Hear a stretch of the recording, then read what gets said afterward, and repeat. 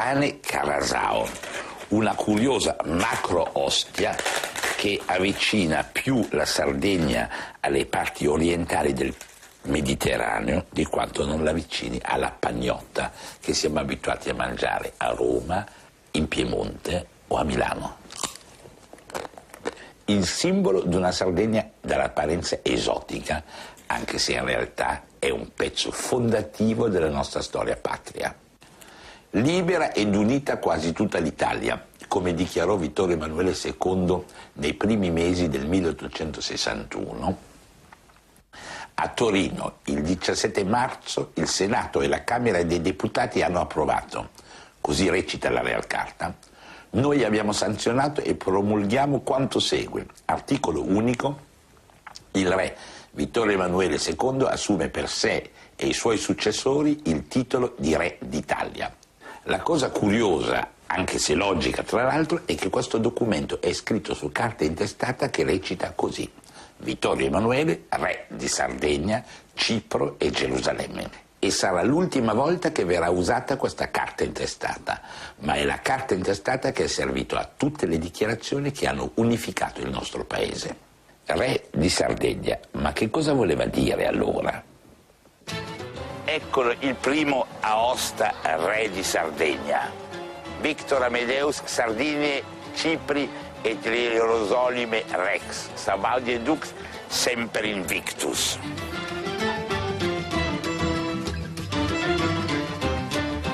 Il Regio Arsenale Carlo Felice Re e Maria Cristina Regina.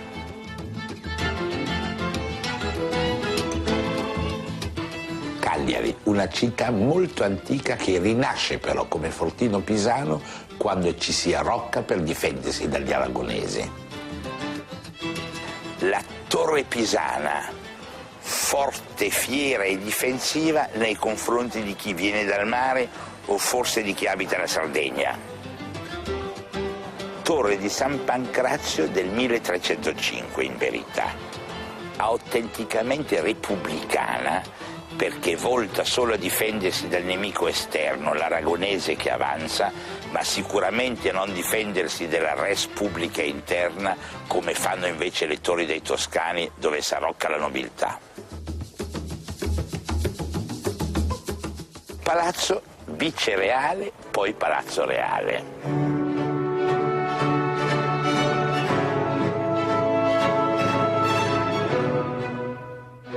È qui che dal 1720 i Savoia mandano i loro viceré e conserva al suo interno una curiosa collezione di ritratti di questi viceré, quasi tutti nobili piemontesi di quella piccola nobiltà di provincia fra Val d'Aosta e Chambéry, che qui vengono a governare con attenzione e spesso col pugno di ferro.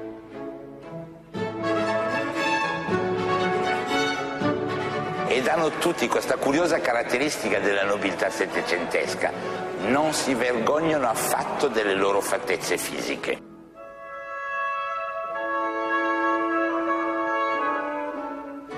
Eccolo lui, sembra un po' Giovanni Sebastiano Bach, e proprio il fatto che sia del 1780 e non del 1705 spiega anche una parte della sua arretratezza comportamentale. Don Vittorio Lodovico di Allò, conte di Aies e di Dorzano, cavaliere Grande Croce, commendatore della Sacra Religione, e Santi Maurizio e Lazzaro, e primo gentiluomo di camera di Sua Maestà, e viceré e luogotenente e capitano generale del Regno di Sardegna, bella carriera. Il suo successore ha già un aspetto più settecentesco. Lui, Don Giuseppe Vincenzo Lascaris dei Conti di Ventimiglia, marchese della Rocchetta del Varo, conte di Castellar, barone di Defren, grande di Corona, cavaliere Gran Croce della Sacra Religione e ordine militare di Santi Maurizio e Lazzaro, gentiluomo di Camera di Sua Maestà, ministro di Stato, segretario del Supremo Ordine della Santissima Annunziata, viceré, luogotenente del Vaticano Generale della Vedova. Sempre di fine Settecento il vecchietto in armatura, Don Antonio Francesco Gaetano Calean dei Casotti, conte di Robiole, d'Ascros, Tudon, Tourette e Revest, cavaliere Gran Croce, anche lui bla bla e così via. attenzione, fino a metà del Settecento, e questo la dice lunga in realtà sulla questione Savoia, molti di loro si presentano in Sardegna in perfetto francese. Don Lovis de Blonay, chevalier Grande Croix et commandeur dans l'ordre de Saint-Maurice-Lazare, et le créa chevalier de l'ordre suprême de la Nonciade, lieutenant général des armées du roi et gentilhomme de sa chambre, ci-devant capitaine des gentilshommes archers, garde du corps de sa majesté.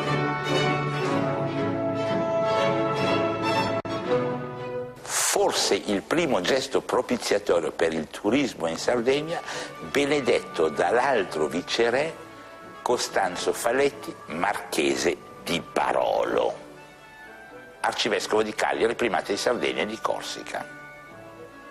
Anche lui curioso, con una faccia che sembra quella di Wolfgang Goethe. Poi viceré un po' più importanti, perché quando i Savoia vengono cacciati in Sardegna e stanno solo qua, è ovvio che il loro viceré diventa un funzionario amministrativo centrale e importante, ed è curioso che sia vestito perfettamente nel gusto neoclassico dell'oppressore napoleonico. Lo spettinato conte Giuseppe Tornielli di Vergano. Se i viceré hanno tutti i ritratti identici e non esageratamente grandi, i re veri e propri hanno diritto ad un ritratto di sostanza.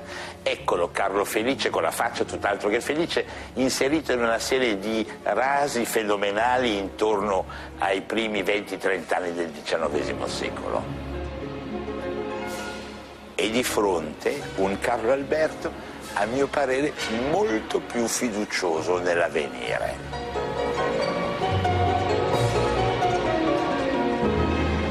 Il palazzo cessa di essere vicereale dopo il 1847, quando finalmente la Sardegna viene effettivamente inglobata in una unità nazionale maggiore, che è quella Sardegna e Piemonte che unirà l'Italia.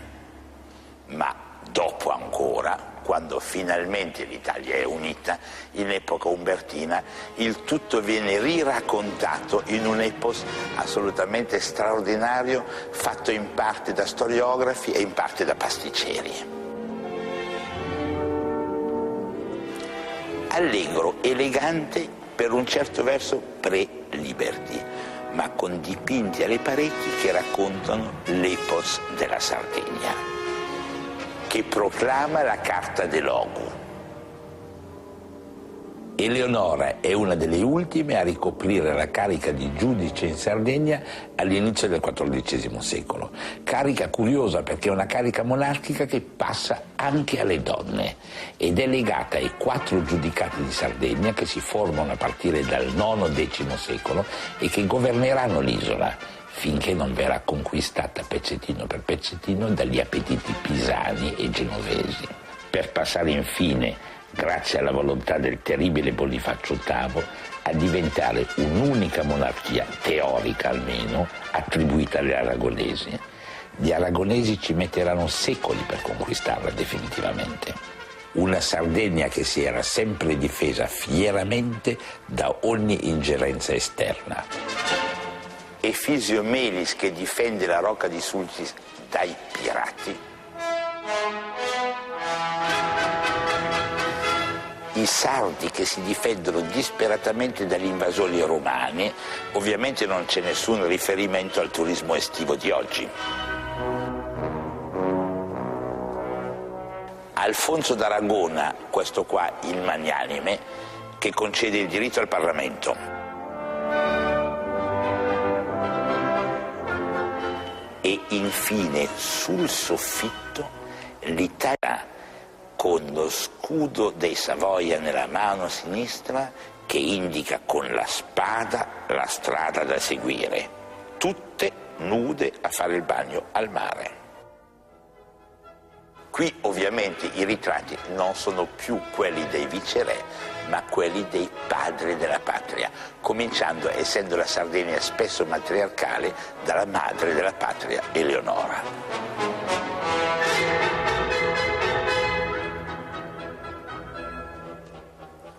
In Sardegna si rifugiarono durante gli anni terribili della rivoluzione dell'impero tutti e 3 i Savoia e abbiamo ritrovato la casa dove abitavano.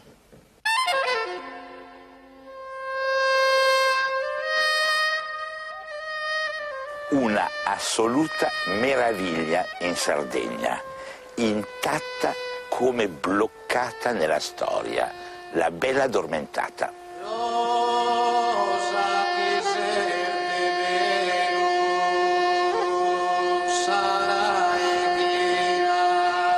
Tenuta agricola comperata nella seconda metà del Settecento da Giacomo Manca, marchese di Tiesi, un sardo che scende dal nord e viene al sud. Il figlio Stefano va a far carriera a Torino in Casa Savoia. La casa viene definita architettonicamente alla fine del Settecento ed è uno splendido edificio neoclassico. Oggi è diventato un luogo che piacerebbe nel suo decadentismo totale a Gabriel García Márquez.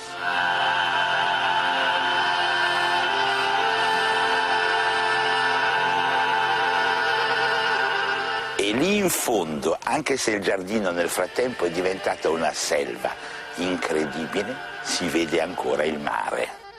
E il mare lo continua a guardare il timpano della casa, sotto il quale appare la scritta 1830, Carlo Felice, re di Sardegna, Cipro e Gerusalemme, duca di Genova e del Piemonte.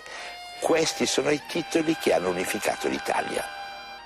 L'acquisto di una corona da parte dei Savoia è una delle gag più simpatiche della politica internazionale europea della prima metà del Settecento.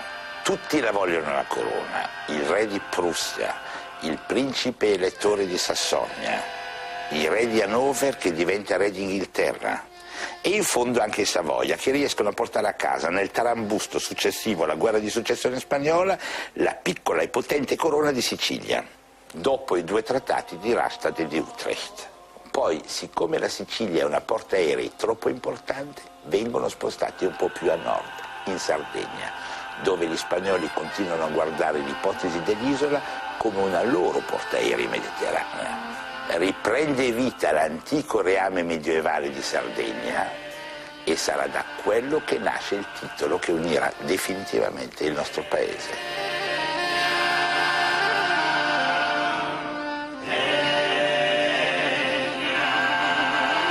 L'interno della casa non tradisce, anzi esalta le nostre aspettative. Il decoro settecentesco al quale si sono aggiunte ovviamente le statue in busto delle loro maestà. Perché la storia è in fondo assai curiosa. 1799, la tempesta della rivoluzione francese ha definitivamente invaso l'Italia e le teste coronate fuggono. Ferdinando IV prende la nave, se ne va in un'isola in Sicilia, la monarchia del Piemonte, anzi la monarchia di Sardegna, torna a casa in Sardegna e si stabiliscono qua per quasi 20 anni. E la casa ne conserva i ricordi.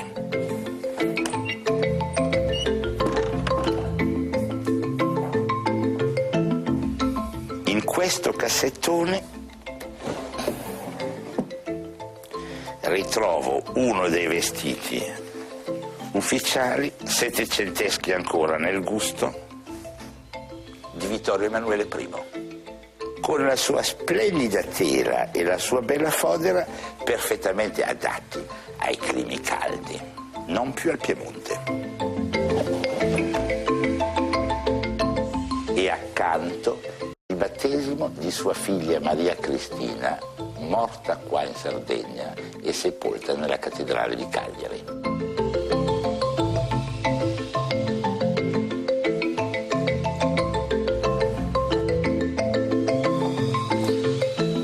La casa è stata amorevolmente e romanticamente reinventata dal nonno degli attuali proprietari, Don Vincenzo.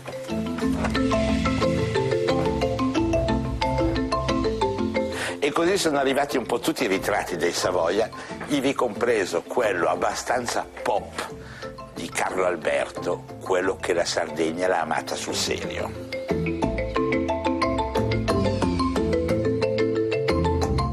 Si che oggi conserva delle curiose analogie con Racconigi.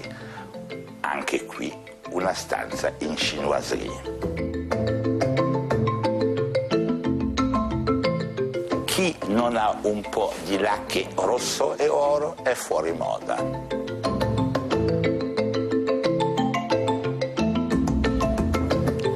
Anche la biblioteca qui è contenuta così, ma fa capire che ci si leggeva. Ma il vero fascino di questa casa, allora come oggi, è il contrasto fra il dentro e il fuori. Lo sguardo sulla natura, sul giardino e sul mare. Il vasto terrazzo dal giardino sospeso che scende poi fino nel giardino vero e proprio, quello d'allora. Con piante fenomenali, luoghi bizzarrissimi, profumi e fragranze inattese. Grandi anni della prima monarchia costituzionale e dei passi del romanticismo di Giuseppe Verdi, delle memorie d'oltretomba di Chateaubriand e dei sepolcri foscoliani. Vento di mare carico di spirito d'avventura. E chissà perché gli italiani identificano la Sardegna principalmente con lo scoppio delle bottiglie di champagne sulla Costa Smeralda. Questa Sardegna ha un rapporto particolarmente intenso con il Piemonte, anche se è difficile immaginare due situazioni più lontane. Il testo che il primo viceré manda a casa è assolutamente significativo, ovviamente è scritto in francese. La noblesse est pauvre, la nobiltà è povera, il paese miserabile e spopolato, le genti pigre e senza alcuna capacità di commercio, l'aria pessima senza che vi si possa porre rimedio. Una bella descrizione per il luogo che è diventato oggi forse il più bello del Mediterraneo. E dopo la caduta dell'impero, dopo il congresso di Vienna, i rapporti diventano ancora più stretti, perché i Savoia, re di Sardegna, sono anche, oltre che duchi di Piemonte, duchi di Genova. Sono le tre prime parti che costituiscono in embrione un'unità d'Italia.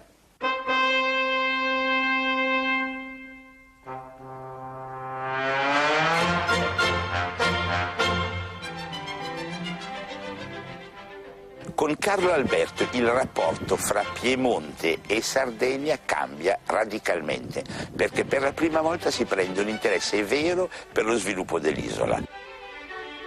Il generale La Marmora viene a fare un primo viaggio di ispezione e porta in Piemonte una serie di rilievi topografici che tentano finalmente di chiarire la questione, anche se con delle confusioni linguistiche assai bizzarre.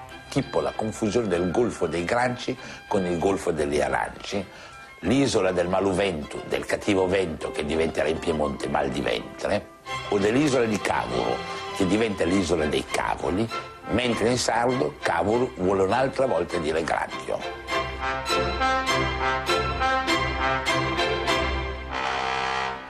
Di quegli anni rimane una testimonianza che ha dell'incredibile. Migliaia e migliaia di modelli in legno per la realizzazione dei pezzi delle macchine. Sembrano giocattoli d'un Lego per giganti. Sono invece proprio singoli pezzi, modelli perfetti per fondere, per stampare, per rifare le macchine. Un curioso futurismo ante litteram per la nascita specializzato.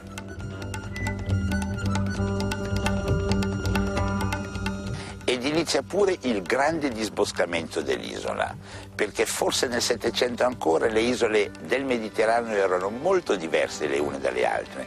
La Sicilia disboscata quasi da 2000 anni, la Corsica ancora selvaggia e la Sardegna coperta di boschi. Sito minerario di Iglesias, qui si scava per tirar fuori minerali e far metalli da migliaia di anni, forse dal tardo paleolitico. Certamente qui sono passati i Fenici, sono passati i Romani, Ed è passato anche come proprietario di queste miniere il famoso conte Ugolino, prima che mangiasse i suoi bambini per permettere a Dante di metterlo all'inferno. Anche della Gherardesca devono gran parte della loro ricchezza toscana, pisana, alle estrazioni d'argento fatte da queste parti nel 1200 e nel 1300. 1850, il re di Cipro, Gerusalemme e Sardegna, duca di Piemonte e anche duca di Genova. E si forma qua, proprio in quegli anni, la prima società mista per azioni genovese-piemontese per lo sfruttamento delle miniere.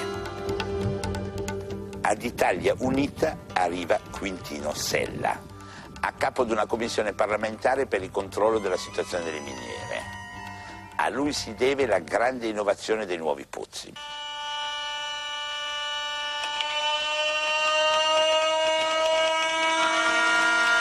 Eccolo il pozzo Sella nel cuore della montagna. Ed eccola la montagna tagliata e picconata nel sasso da secoli.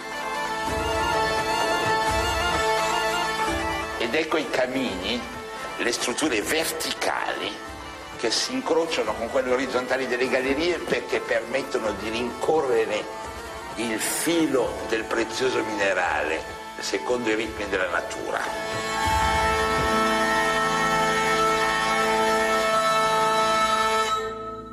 Oggi questi luoghi che non sono più sfruttati per la produzione sono diventati un incredibile museo sotto la protezione dell'UNESCO che li ha dichiarati patrimonio dell'umanità.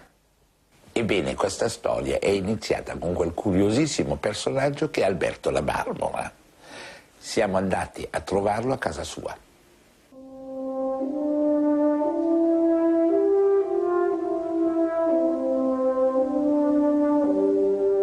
Biella, casa storica della famiglia La Marmora, che conosco un po' per caso perché Giulia Delli Alberti, una delle ultime sue discendenti, è una bravissima scultrice in vetro. La casa è un pezzo storico di Piemonte, fra i più morbidi e i più decadenti, con la vecchia serra e l'edificio principale ricoperto con la storica ampelopsis.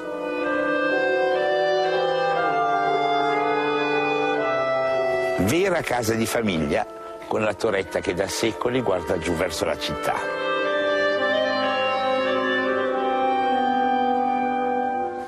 Eccellente stratificazione storica, con il soffitto seicentesco, un po' pop, il lampadario alla Guido Gozzano dell'inizio del XX secolo,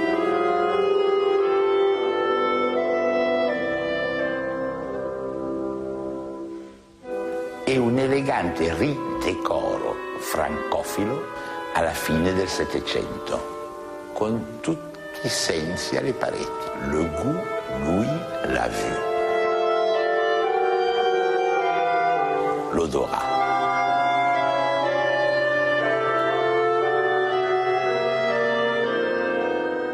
Perché lui, Filippo Ferrero, conte della Marmora, uno dei tanti viceré della Sardegna, finisce come ambasciatore a Parigi e combina anche piccoli rapporti diplomatici fondamentali come il matrimonio del conte di Provenza, il fratello minore, cioè di Luigi XVI, il futuro Luigi XVIII, perché alla Restaurazione i fratelli minori prenderanno il trono del decapitato. Ed è fenomenale quest'acquarello, perché corrisponde alla festa fatta nella sala da ballo, data a Parigi il 2 giugno 1771 da Sua Eccellenza il Monsieur Ferrero Comte de la Marmora di Sardegna alla corte di Francia, fa sposare Monseigneur le Comte de Provence, cioè il minore dei minori, a Marie-Joseph Louise di Savoia. Siamo sempre in ambiente francese in Savoia. E ha alcuni nipoti, fra i quali Tommaso Ferrero della Marmora, che morirà a Napoli nel 1832, perché accompagna Carlo Emanuele IV, lui, nell'esilio, prima in Sardegna e poi a Napoli. Lui quello sposato con la sorella del re di Francia E poi ce n'è un altro, Celestino Ferrero, marchese della Marmora, suo fratello. È lui che ci interessa in modo particolare. Eccolo in una miniatura dipinta con pietà filiale proprio da sua figlia, perché lui muore nel 1805 e parecchi anni dopo, nel 28, ecco la sua famiglia al completo. 4 generali, neanche la Prussia era così produttiva. La sorella Pitrice che decise di fare la monaca in casa e che prepara l'acqua zuccherata per la mamma, che tiene in mano l'album dipinto dal più intellettuale dei figli, Alberto. Edoardo, che ha evitato di diventare prete e diventa il custode degli archivi di famiglia. Ottavio, perché l'ottavo dei figli, è nato postumo. Alessandro, il mitico fondatore dei Bersaglieri, morto di colera in Crimea, come quasi tutto l'esercito che la piccola monarchia di Sardegna aveva deciso di lanciare nei grandi conflitti mondiali. Da destra a sinistra, Alfonso, il politico più importante della famiglia, fu ministro della guerra. Ferdinando, capitano delle guardie, con un vero baffo da capitano. Carlo Emanuele, che da marchese della Marmora diventa principe di Maserano. Torniamo ad Alberto, è in borghese e il libro che indica sono i suoi studi sulla Sardegna. Non so invece niente del cane, che è il personaggio sicuramente centrale del dipinto, ma mi hanno fatto trovare in casa un bellissimo piccolo acquarello che la dice lunga, perché è l'acquarello preparatorio e si chiama Premier projet du grand tableau de famille par R. Siamo sempre in area francofona. Alberto nasce nell'anno preciso della Rivoluzione, viene formato nella Francia napoleonica nell'École militaire di Fontainebleau ed è un ottimo acquarellista, passa gran parte della sua vita in Sardegna e i risultati sono folgoranti perché lui pubblica questo libro fondamentale che è Itinéraire de l'île de Sardaigne, ultimo lavoro di 4 volumi fondamentali iniziali che sono il Voyage en Sardaigne. La prima edizione è del 1826 a Parigi, con una bellissima piccola incisione che lo raffigura e con tutti gli strumenti scientifici e tecnici di uno che ha fatto una scuola militare di eccellente qualità, quello che serviva allora, come voleva l'imperatore, alla topografia e al riconoscimento dei luoghi. Rimane in casa la serie degli album che è fenomenale. La Sardegna vista come mito. Nozze sarde, monache sarde. È la prima volta che si studia la Sardegna con attenzione.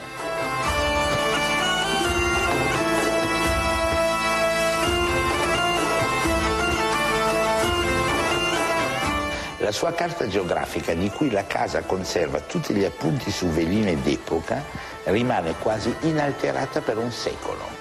La Sardegna trova la sua identità attraverso un militare biellese. Un po' come l'Italia intera trova la sua identità attraverso un regno sardo.